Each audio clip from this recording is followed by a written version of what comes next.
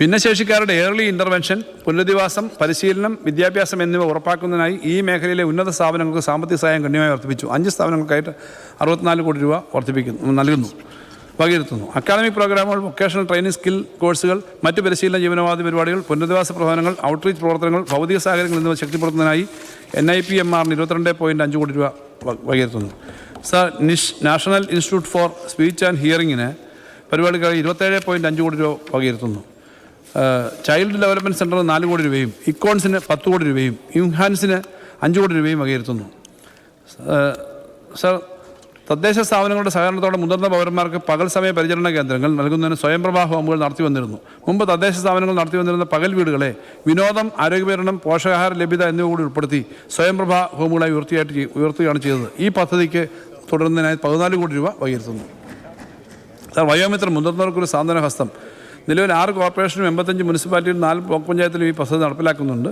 അതിൻ്റെ വാതിൽപ്പടി സേവനം ഉൾപ്പെടെയുള്ള വിവിധ കേന്ദ്രങ്ങളുണ്ട്. ഇത് കൂടുതൽ ശക്തമായിട്ട് സാങ്കേതികവും സാമ്പത്തികമായ ഒരു പാലമായിട്ട് സാധാരണക്കാരെ സഹായിക്കുന്ന പദ്ധതിയായിട്ട് ഇത് തുടരും. ഇതിൻ്റെ പരിചരണത്തിന് 27.5 കോടി രൂപ വകയിരുത്തുന്നു.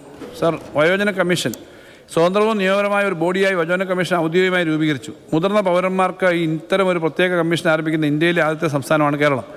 മുതിർന്ന പൗരന്മാരുടെ ക്ഷേമം, സംരക്ഷണം, പുനരധിവാസം എന്നിവ ഉറപ്പാക്കുക എന്നതാണ് ഈ കമ്മീഷൻ്റെ അടിസ്ഥാന ചുമതല. കമ്മീഷൻ്റെ പരിപാടികൾ നടപ്പിലാക്കുന്നതിലേക്കായി 50 ലക്ഷം രൂപ വകയിരുത്തുന്നു. വിരമിച്ച ആൾ ഇന്ത്യ സർവീസ് ഉദ്യോഗസ്ഥന്മാരുടെ ജീവകാരുണ്യ കൂട്ടായ്മ ഏറെ കാര്യങ്ങൾ ഇപ്പോൾ ചെയ്യുന്നുണ്ട്. അനുയാത്രയ്ക്ക് ഒരു ടോക്കൺ സഹായമായി 5 ലക്ഷം രൂപ വകയിരുത്തുന്നു. ട്രാൻസ്ജെൻഡർ കമ്മ്യൂണിറ്റിയായുള്ള മഴവില്ല് പദ്ധതിക്ക് 6 കോടി രൂപ വകയിരുത്തുന്നു. ലഹരി ഉപയോഗം എന്ന വിപത്തിനെ നേരിടുന്നതിനായി കേവലം നിയമപാലനത്തിനപ്പുറം വിദ്യാഭ്യാസം, വിമുക്തി, സമഗ്ര പുനരധിവാസം എന്നിവയിൽ ശ്രദ്ധ കേന്ദ്രീകരിക്കുന്ന ലഹരി കുറയ്ക്കുന്നതിനുള്ള കർമ്മപദ്ധതി നടപ്പിലാക്കുന്നതിനായി 2 കോടി രൂപ വകയിരുത്തുന്നു. സ്ത്രീകളുടെയും കുട്ടികളുടെയും വികസനപരവും പോഷകാഹാരപരവുമായ ആവശ്യങ്ങൾ നിറവേറ്റുന്നതിനായി അവരുടെ വികസനത്തിനും ക്ഷേമത്തിനുമായി വിഹിതം വർദ്ധിപ്പിച്ച് 484.81 കോടി രൂപ വകയിരുത്തുന്നു.